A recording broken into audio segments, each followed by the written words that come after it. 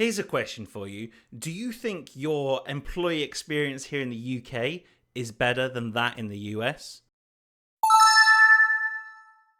Well, here's a shocking statistic. Employee engagement is actually far lower in the UK on average than it is in the US. We know that actually UK HR tends to have a better approach to employee experience than the US. In addition to that, turnover is up and productivity is down. We are heading for a real crisis in employee engagement here in the UK, which is why now is the key time to completely rethink the way HR or the people department in your organisation treats employees, to inspire change in behaviour and mindset, to increase productivity and create a more symbiotic relationship between employee and employer. I want to talk about F5, which is our model, named after that little keyboard key, F5. If you hit it, you hit refresh. If you've got a Mac, you probably don't have it. But hey ho, we are a sucker for a traditional old school keyboard. Now F5 stands for Fascinate, Fit, Fuse, Flourish, 5 stars. The 5 elements you need to rethink your HR strategy for the better. In these economically difficult times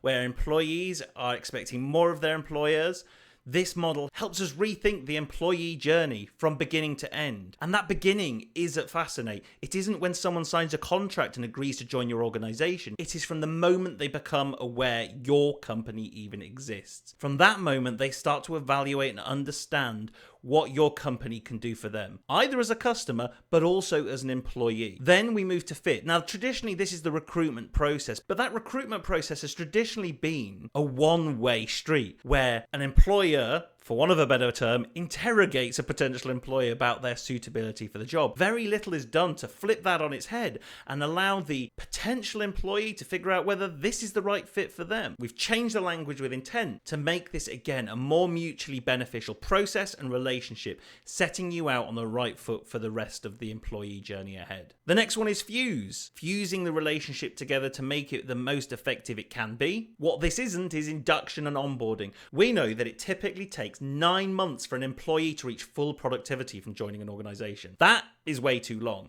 And that isn't on the employee, that is on the employer. The systems, process and environment you're putting new employees into is ineffective. If it was the employee's fault, then you've really got to question your recruitment policy. And again, this has to be a two-way relationship. Probation, a word we usually use in the prison system, is not really applicable for what an employee and employer is doing at this time. We're understanding if this mutually beneficial relationship is going to work for both parties. Next is flourish. What environment are you putting them in? What processes are you getting them to work with? And what systems are they engaging with? All of those things affects the way employees think and behave in the workplace. Training, learning and development may be part of some of that, but we really have to think more holistically about human-centered design and how we can figure out what the employee experience is like and how we create the changes in behavior and mindset in the workplace. Finally, 5 stars. Every person you employ is going to leave your company. Start with that mindset rather than how do we retain all of our talent for as long as possible. There is societal and generational trends that show us that is the case. Now, when you're thinking like that, all of a sudden the employee experience becomes a lot different because now you're thinking about how can I make sure an employee leaves my company as an advocate to create this mutually beneficial relationship. If they leave as an advocate of your company, that returns in sales, partnerships, recruitment referrals, and hey, they may even come back to your company in the future in a bigger and better role with the experience that they've got from outside your organization. So it's really worth the effort to reconsider that end-to-end employee experience journey and applying customer experience design principles, designing the HR team of the future to really enable all of this to happen. Only then will you see a real marked difference in your employee experience, your employee performance, and your employee engagement. It's customer experience design principles for employee experience.